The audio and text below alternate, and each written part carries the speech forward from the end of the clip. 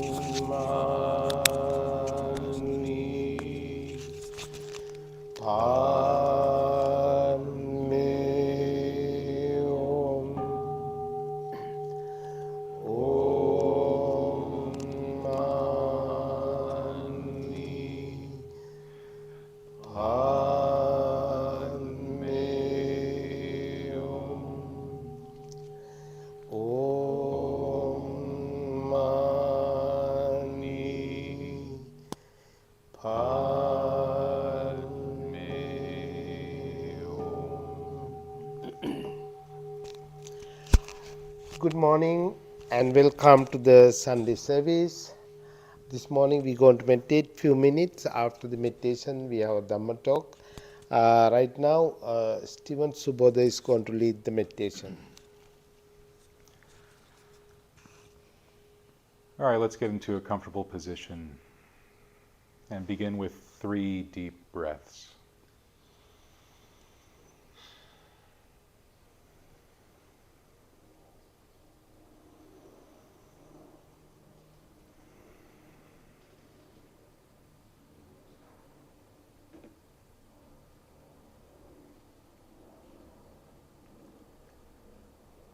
And now let's cultivate thoughts of goodwill, loving kindness, metta,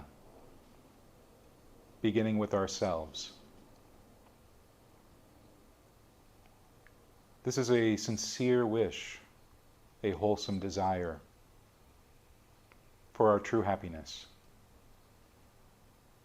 We might think to ourselves, may I be happy, may I be peaceful, may I be free from stress and pain, free from suffering. May I live with heart and mind unburdened by greed, by aversion, by delusion. May I look after myself with ease.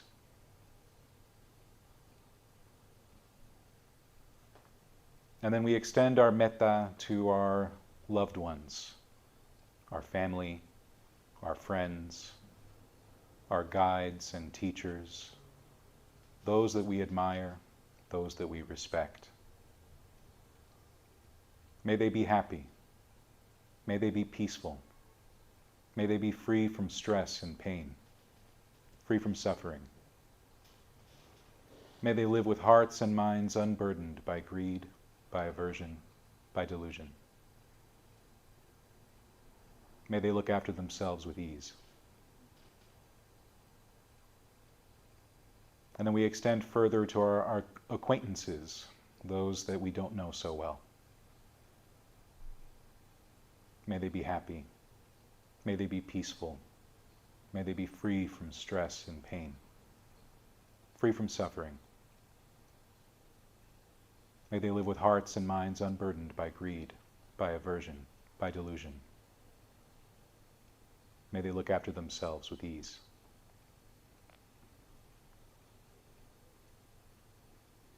And we also extend our goodwill to those that we have difficulty getting along with, those that we have difficulty respecting or admiring, even those that might call us enemy. May they too be happy, peaceful, free from stress and pain, free from suffering. May they live with hearts and minds unburdened by greed, by aversion, by delusion. May they look after themselves with ease. And in a spirit of admirable friendship, we extend our metta in all directions. In front of us, behind us, to the left and right of us, above and below us, extending in all directions to all sentient beings everywhere. May we all be happy. May we all be peaceful. May we all be free from stress and pain, free from suffering. May we all live with hearts and minds unburdened by greed, by aversion, by delusion. May we all look after ourselves with ease and happiness.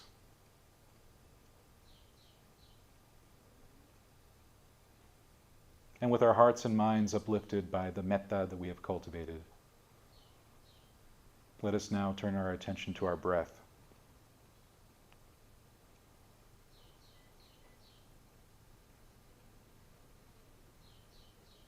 We bring our attention to the fore. We sit here mindful, ardent, alert, setting aside greed and distress with reference to the world. We collect ourselves right here. Find a place in the body where you feel the breath most easily, where it doesn't seem to be a struggle to stay there. It could be the tip of the nose. It could be your shoulders, your chest, the rise and fall of your abdomen, your stomach.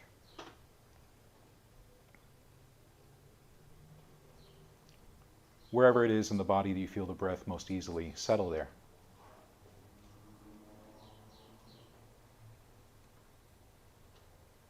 Let that spot become your home.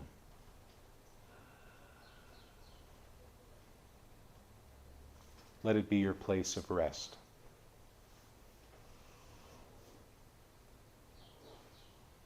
And from that place of rest, really become familiar with the breath that you are breathing right now.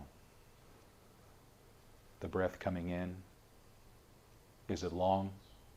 Is it short? Is it deep? Is it shallow? And the same with the breath going out. What kind of quality do you notice in the breath right now? You might ask yourself what kind of breathing would feel the most satisfying, gratifying right now. And see how the body responds.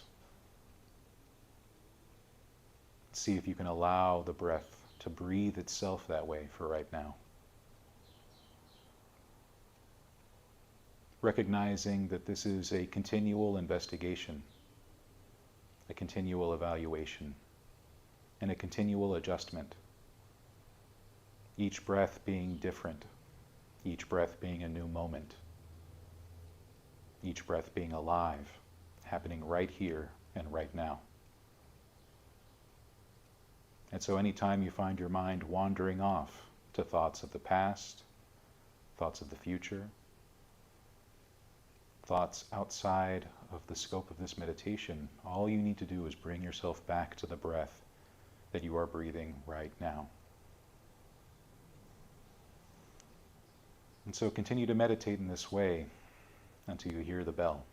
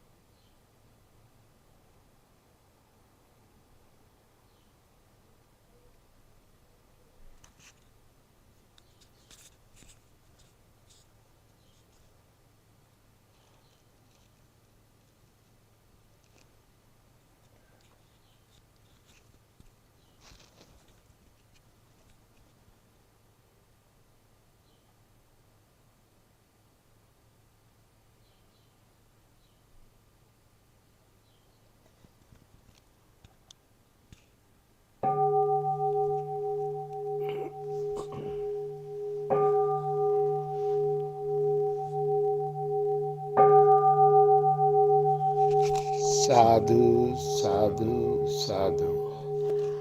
Thank you, Subodha. Today our speaker, Stephen Subodha, he's going to talk right now. Thank you, Bhante.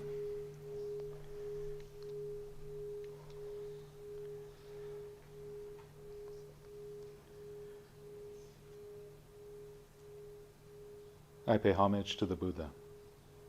I pay homage to the Dhamma. I pay homage to the Sangha.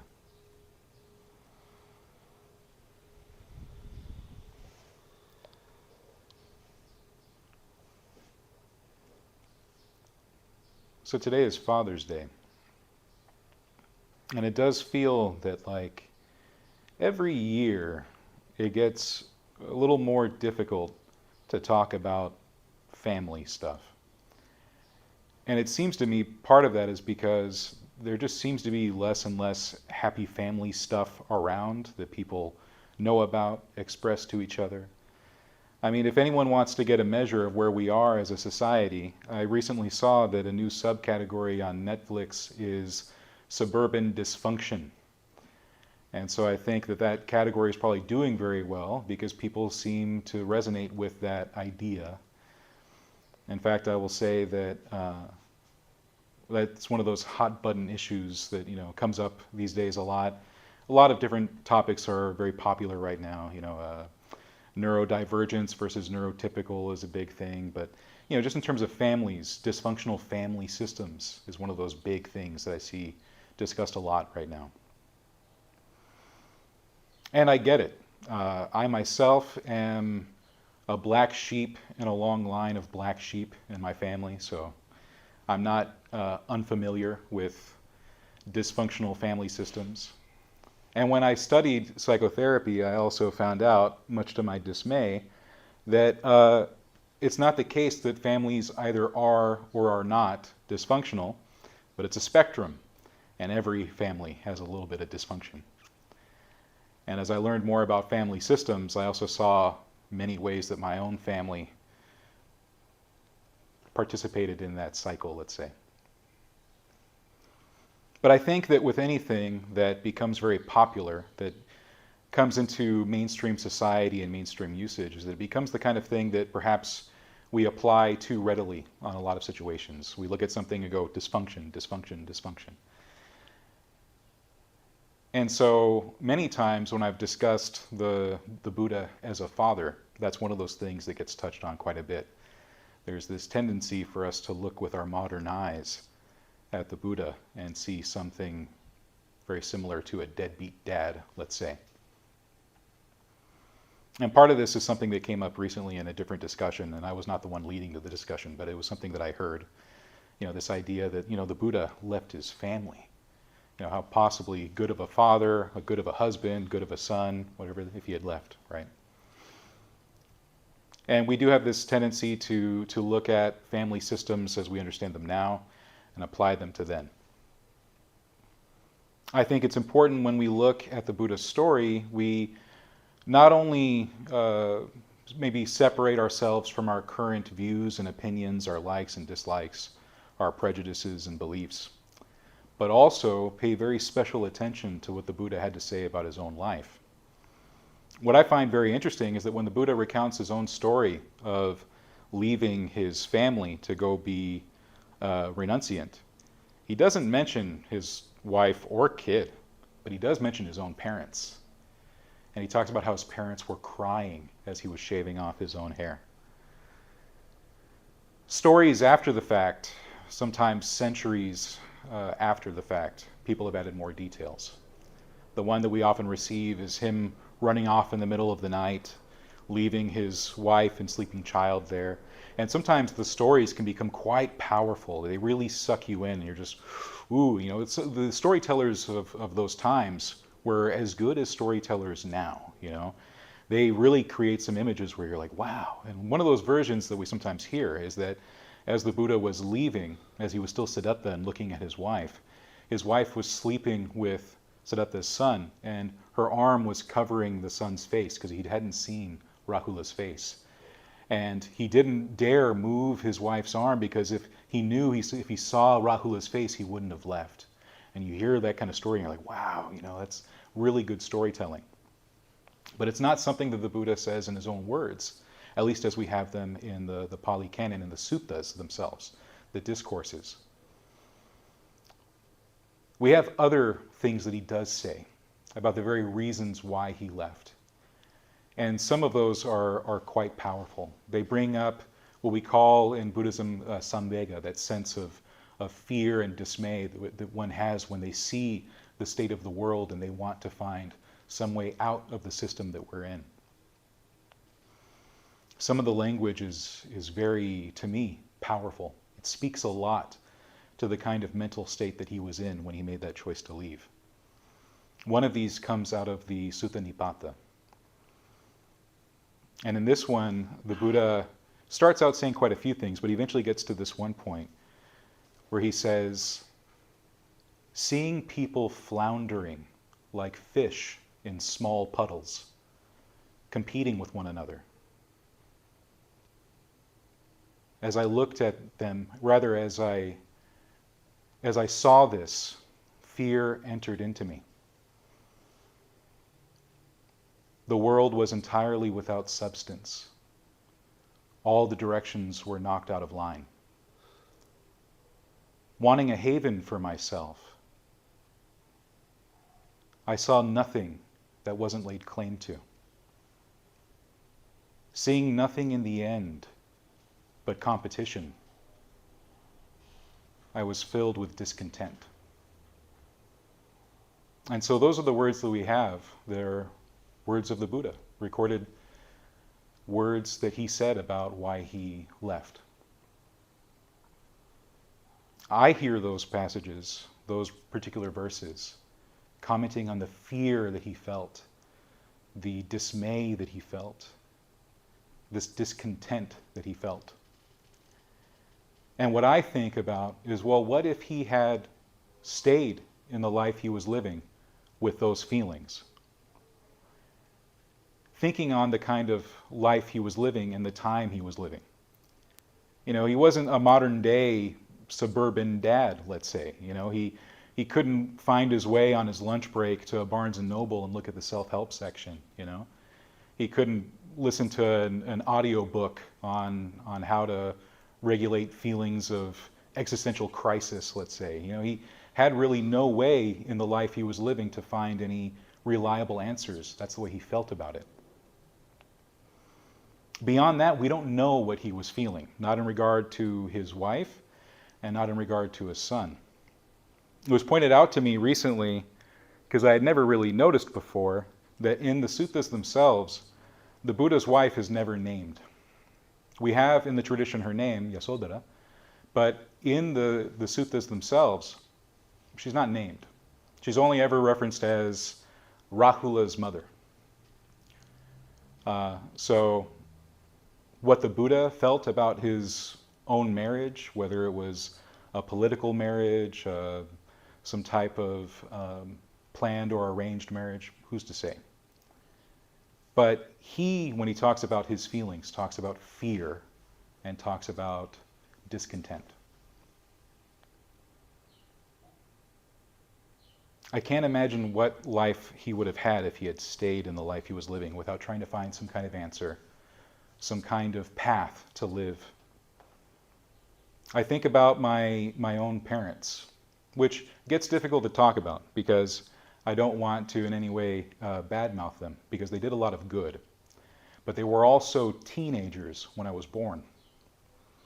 And that means that as teenagers, they hadn't even grown up enough to know who they were, and then they were in charge of shaping a life. Their brains hadn't even fully developed, and yet they were in charge of developing my brain. And so there's a lot of good and bad when I look and reflect back on my own childhood. In the Buddha's case, as a father, he was going through this existential crisis, this samvega. And he left for a number of years before he came back to his family. But by that point, he came to his family having figured out quite a bit.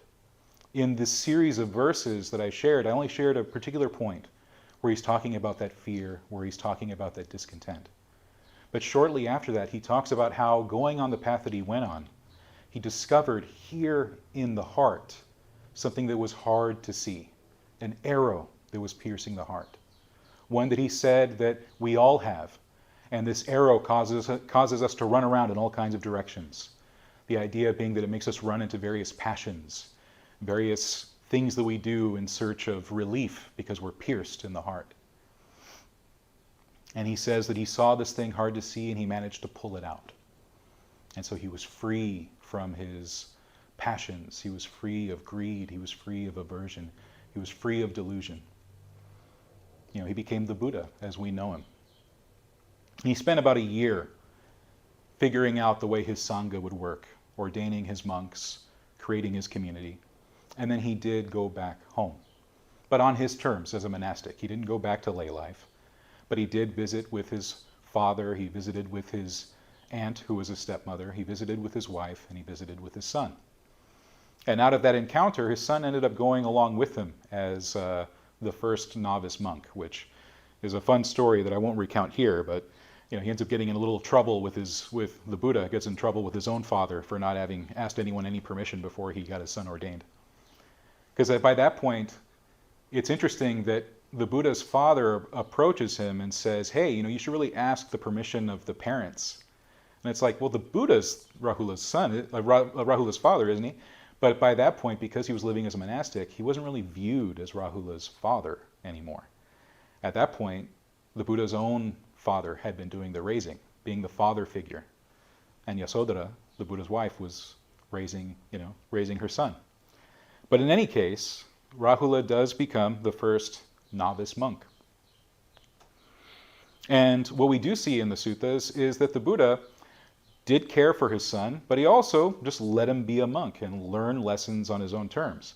And when Rahula would make a mistake, the Buddha would come in with a particular lesson. One such example comes after what we assume must be a time that Rahula was caught telling lies, or perhaps playing tricks on other monks. The kind of thing that, got him in enough trouble that the Buddha found out and then went to go speak to him specifically. And I won't retell the entire story here because I've told it on different Father's Days. But the gist of the story is that the Buddha approaches and Rahula goes, oh great, my dad's coming. And he sets out a water basin to wash the Buddha's feet. And then there's a little water left in the dipper and the bowl and everything. And the Buddha uses that as a lesson to really drive home a particular point, which is that someone who can tell a deliberate lie is capable of all sorts of improper acts, all sorts of unskillful action. And so Rahula should really pay more attention to what he says and to be truthful and skillful in his speech. And then building off of that, he makes it a whole lesson about how one reflects on one's actions. Actions that have been done, actions that one is doing, and actions that one plans on doing. And how we reflect and look and evaluate and find out what's skillful. And it's a powerful lesson. And it's the kind of thing that I come back to time and time again, not only because, for starters, it's one of my own teacher's favorite stories that he references quite a lot, but even for myself, it's a profound lesson that, much like an onion, has so many layers. And as I continue to peel it back, I find so much more depth in the story, which is far more than just the Buddha telling Rahula not to tell lies, which is itself a very simple lesson. It's the kind of lesson you can find in a lot of places. It's the kind of lesson that if you read, Little House on the Prairie, you could probably find that lesson in there. But as you peel it back, you see that the Buddha was taking Rahula very seriously, not just as his own son, but also as a monk, which is really quite amazing, because Rahula at the time of the story was maybe about 7 years old, 8 tops. And he was teaching him something that I think is connected to really important qualities for all of us to keep in mind, which are factors for becoming a stream enterer. Stream entry is one of the first stages of awakening. There are 4 of them, and stream entry is the first one. Someone who becomes a stream enterer, their Dharma eye is open. They no longer have any doubts about the path. They have seen the deathless. They have not experienced it and had a chance to hold on to it, but they know it exists at this point because they've seen it. And someone who has done such a thing becomes part of the noble Sangha. Whether they're a lay or a monastic practitioner of the Buddha's path, they are considered part of the noble Sangha. And the Buddha was sharing with him the kind of things that help one cultivate and become such a person, become a stream enter. When we look at these factors, typically we can look at 4 of them. And the first one is to associate with admirable people or people of integrity. And the second one is to listen to the true Dharma. The third one is to apply appropriate attention. And the fourth one is to practice the Dharma in alignment with the Dharma. And these 4, in any discussion of them, they tend to be very interrelated. This is true of many aspects of the Buddha's path. When you look at them, you see that oftentimes it comes down to ethics. What are we thinking? What are we saying? What are we doing? And so even in these 4 factors for becoming a stream enter, this is also the case. But there's also a way we might tier them and understand them, which is to say that admirable friendship, being the whole of the path, is really the big one there, and the other 3 follow from that. So associating with admirable or people or people of integrity is one of the things that the Buddha was bringing up in his lesson to Rahula. We think that the Buddha is just telling him, hey, don't tell any lies, but he's pointing out something very important to Rahula. You're a monk living with other monks. You're around people who are not just monks, they are arahants. They are fully enlightened people. These are noble and admirable people. And so it's not just enough to be around them. You should be emulating them and trying to be like them. And that's an aspect of associating with people of integrity. And I say this with no sense of hubris, more a sense of relief. That for a long time I felt like the kind of person who was not doing that. I was the example of the spoon in the soup. The spoon doesn't get to taste the soup no matter how long it's in the soup. And from a very young age, I was very, very spiritual, but spiritual mostly because I thought spirituality was really cool. It took a long time, I think, for me to mature through my teens and 20s to start actually applying the lessons I was surrounding myself with in such a way that I began to feel like a person of integrity. Which is why I say there's a sense of relief there, because I realized I finally got to a point in my life where I didn't pose a danger to myself. I was not harming myself. And I also got to a point where I wasn't harming others. And the Buddha says that one of the ways we harm people the most is by encouraging them to act in unskillful ways. So I am protecting myself by following precepts. And I'm also protecting others by encouraging people to follow precepts as well. We don't protect ourselves when we're not following precepts, we're just kind of living however we want. And we're not protecting others when we encourage them to do the same, to do other unskillful things. So that's one way that we associate with admirable people or people of integrity, is that not only do we find people to surround ourselves with who we really admire and that we want to be like, but then we actually make the effort to emulate them, to try to be like them. And then we can see how the other 3 follow from that. If we find people worthy of respecting, worthy of admiring, then it bears to actually listen to them, right? That's what it means to listen to the true Dharma, is that you're listening for lessons that actually do something about what you're feeling. Take the Buddha as an example. He was feeling this fear. He was feeling this discontent. I mean, I think of that image he points out of people, floundering around like fish in small puddles. That's a powerful image. He was feeling that way about his place in the world. He didn't see himself as separate from those fish. He knew he was one of them and he didn't want to be one of them. And so he sought out admirable people, tried to learn from them as much as he could. And he realized that as he kept going, his standards kept getting higher and higher and higher until there wasn't anyone else for him to learn from. And so he had to learn from the Dhamma itself. And so that's what the Buddha's standards were. And so it was his turning of the Dhamma wheel again that set in motion the Buddha Sasana, the ability for us to follow the path we're following now, the Buddha's dispensation. And so we now have admirable examples that we can look to, noble standards that we can try to apply. And so listening to the Dhamma is part of that, taking it in and seeing what's actually going to relieve our stress, our suffering, and our pain. And so that gets us to appropriate attention, which again is a part of the Buddha's interaction with Rahula, talking about the mind as useful for constant reflection, like a mirror or a pool. That we often should think about this path that we're living and not see it as just a little meditation technique we do to shave off a little stress, but to see it as a way of life that changes what we say, what we think, and what we do. And that has ripple effects, that we live interconnected to each other in a way that whatever good we're doing for ourselves has an impact on how we interact with others. And we end up living as an example to others, even in small ways.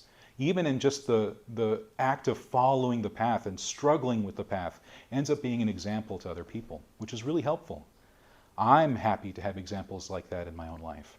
Throughout all these years of me being a Buddhist, I've had so many examples of people struggling with the path and succeeding in the path. But even the struggling has been helpful to see. People really putting in diligent effort on this path. That's worthwhile to look at and want to emulate. So we apply appropriate attention by really looking at what we're doing. And we hone those skills in meditation, it's true. But those skills extend beyond the cushion.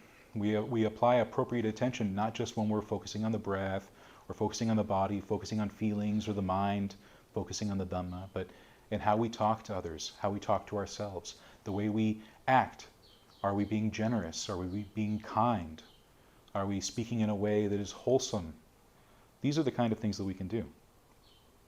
And that brings us to practicing the Dhamma in alignment with the Dhamma, which to me is at this point a kind of motto, the kind of thing that I repeat to myself time and time again throughout the day, which is, again, taking the path away from the philosophical, which I'll admit might not be everyone else's issue, but it is one of mine. I have a very philosophical mind. I got degrees in Western philosophy. I can't help myself. I love to think abstract stuff. And what's been really helpful for me over several years now is to pare that all down and look at what I'm doing as a path of action. And so one of the ways I've had to think about this lesson, and it's one of the ways I'll encourage for you as well, is that sometimes we come to Buddhism and we want to shape the Dhamma to our own lives. We look at the Dhamma and go, well, this is neat, but I'm living a life this way, so I'm going to take this little piece and put it here. I'm going to take that little piece and put it there. And it's one of the ways that I've discussed it with my own friends and family is essentially a buffet spirituality. You go along with your tray and you just grab the stuff that you like. Eventually I got to a point where I realized that that kind of living wasn't really helping me because it led to a lot of inconsistency in my practice, inconsistency in how I was developing my mind, inconsistency in how I was developing in terms of skillfulness. I realized that it wasn't so much the case that I needed to change the Dharma, but that I needed to change my life to live in accordance with the Dharma, to take it very seriously, the kind of lifestyle that I was seeing in people I admired, and making my life more like theirs. And at first, I've talked about this before, for a lot of us there's that sense of FOMO, especially when you live in LA and there's a lot of different activities and fun things going on. It can get really tedious really quick to feel like you're always turning down invitations to things. But the kind of life that I live now, in its quiet and its stillness, gives me a lot of time to develop the qualities that are really making an impact on my life, the kind of person that I'm being. To say that I can now trust myself as a person of integrity is something that I want to really hold on to. We often in Buddhism talk about how we're always casting off identities and casting off senses of self. But sometimes some aspects of self are part of the path. And being a person of integrity is one of those things that we can really hold on to and be secure in and feel good about developing. And so that's one of the things that I like to do. And I use that phrase, practicing the Dhamma in accordance with the Dhamma, as my motto, as my, I don't know what you would call it. In Greek, I guess it'd be like a maxim, and that's how I approach it now. And so to bring it back to the story of the Buddha, when he was interacting with Rahula, by talking to him this way, he was doing something that I wish I had had at around 7, 8 years old, which is someone talking to you not only as a child whose mind needs to be shaped, but as a human being going through a lot of the same existential things that everyone else goes through.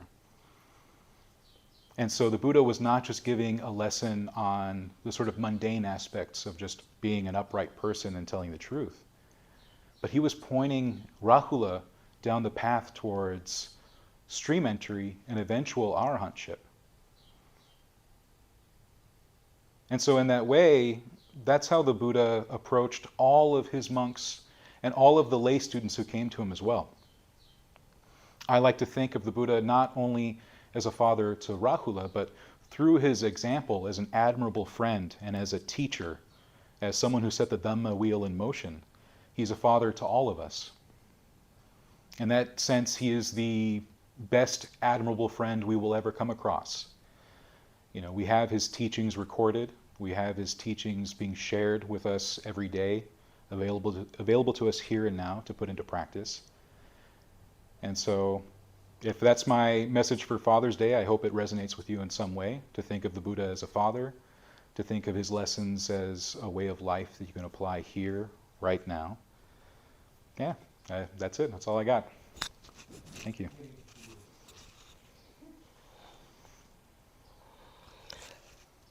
Thank you, Subodha. Yes, Nam. Yes, I thank you for the Dhamma talk today about Buddha, about his father figures for all of us. As you mentioned, you talk about that. It remind me in Vietnam, we always said that we are the children of the Buddha. Mm. We call it Phật tử. Phật that means Buddha. Tử that means the children of the Buddha. So occasionally, like at the Buddha birthday and Buddha or the New Year, most the temple, the monks organize the refuge to the Buddha and the Dhamma and the Sangha, and officially to become the children of the Buddha. Mm. So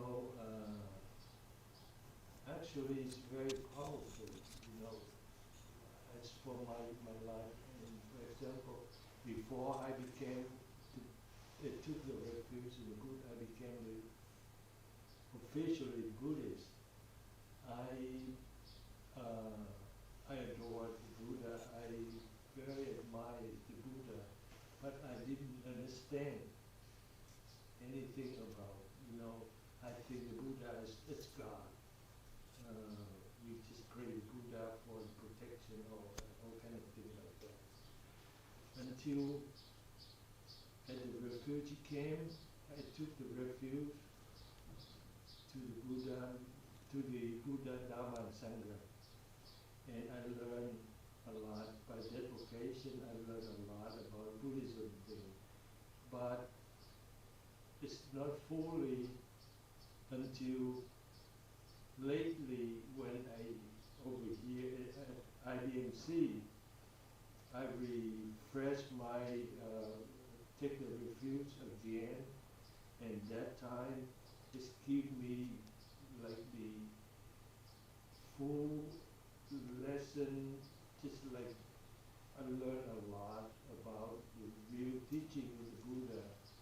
And whenever I work on altar, I look at the figures of the Buddha pictures, the statue there. It reminds me, I am the son of the Buddha. I am the children of the Buddha. So it's just thank you for you talk about it today, and exactly this hit my mind and hit my heart. Oh, thank you, Nam. Yeah, I think that looking at the Buddha as like a father figure or a mentor is far more helpful than some of the ways we often can and do view him. Like you said yourself, you have those experiences from your own upbringing where the Buddha seems more like a god and people just sort of worship him without really taking it much further than that. I think the West kind of goes in the opposite direction. What I see a lot of is looking at the Buddha as more as a philosopher or even like a psychotherapist. I can't tell you the amount of images I've seen where it's like the Buddha on one side and like Freud on the other, or the Buddha on one side and like Socrates on the other, or whatever kind of Greek or Roman philosopher or whatever. And not to say that, there aren't aspects that aren't religious or aren't philosophical or aren't this or that. But like I was saying, that in my own approach to practicing the Dhamma in accordance with the Dhamma, it's looking at it as a way of life, which is a kind of mentorship. So we're looking at the Buddha as a mentor, which in the best cases, that's what a father figure is, a mentor, a guide. And so, yeah, that's the way I like to look at him as well. So I'm really glad that resonated with you. And thank you for sharing your experiences. I always love hearing your stories. Yeah. I heard a story about the Buddha. I don't know if it was authentic or apocryphal or such, but when he was really young, an astrologer was reading his chart, and he determined that it was likely that the Buddha could be a great political leader or a great spiritual leader. Now, his father, the king, liked the political part. Yeah. That he wanted his son to inherit the kingdom and take good care of it. But he had a higher calling, and I think a billion Buddhists worldwide could testify to that. Yeah. That he needed to become the father of all of us. I'm glad you brought up the political part because, oftentimes these days when we hear about the Buddha's life and the kingdom that his father ruled, that's the story we hear, that his father was a king and he was a prince. And the truth of the matter is, now that we have more, historical evidence, it's probably more the case that he was a very well-off and well-respected politician, the Buddha's father. That Subodha was more like a chieftain in a kind of oligarchical senate, let's say.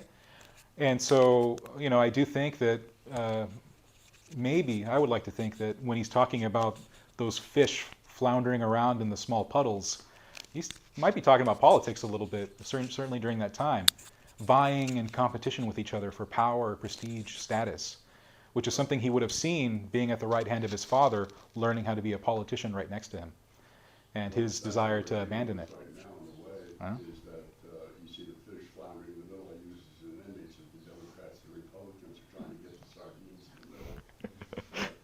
One group of them, there are sharks coming up from the bottom, and the other group are seagulls from the top. But that glob of sardines is the goal. Yeah. No, it's a powerful image, isn't it?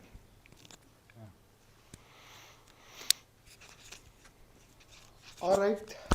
Thank you, Subodha, about your nice Dhamma talk. We will chant page 4 and page 10.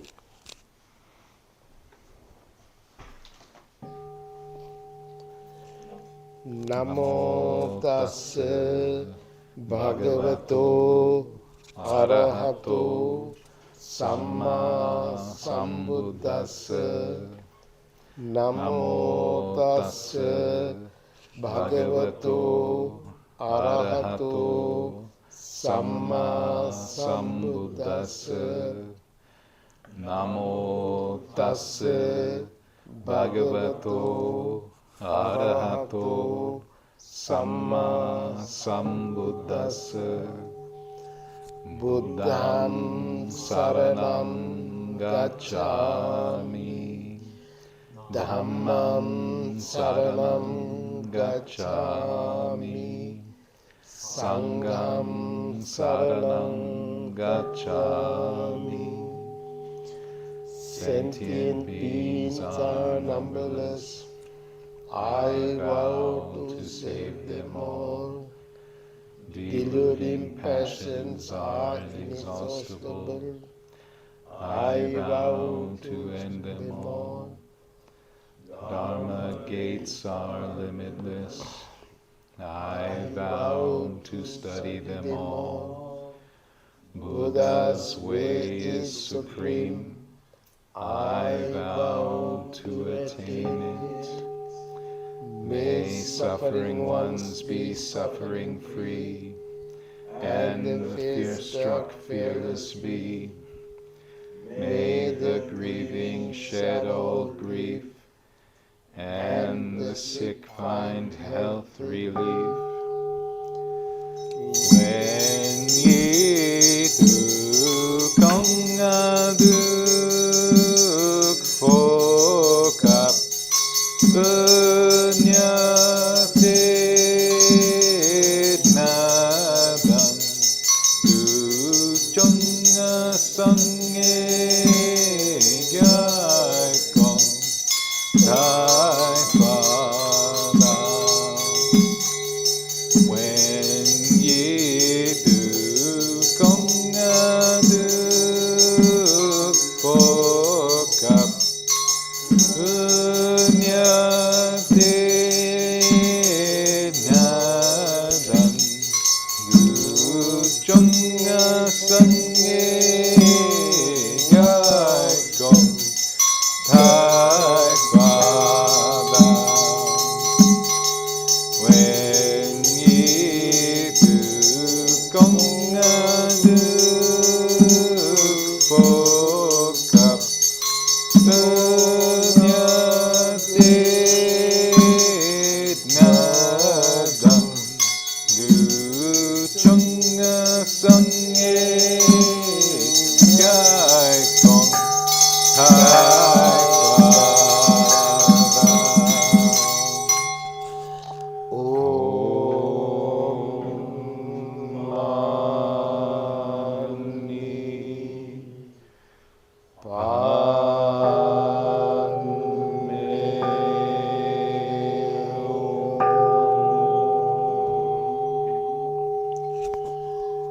Thank you for again for everybody, and we have tea and cookies. Next Sunday, Reverend Chandasara is going to give a Dhamma talk. That's it right now. And by the power of the Buddha, Dhamma and the Sangha, you all be well and happy. Sadhu, sadhu, sadhu.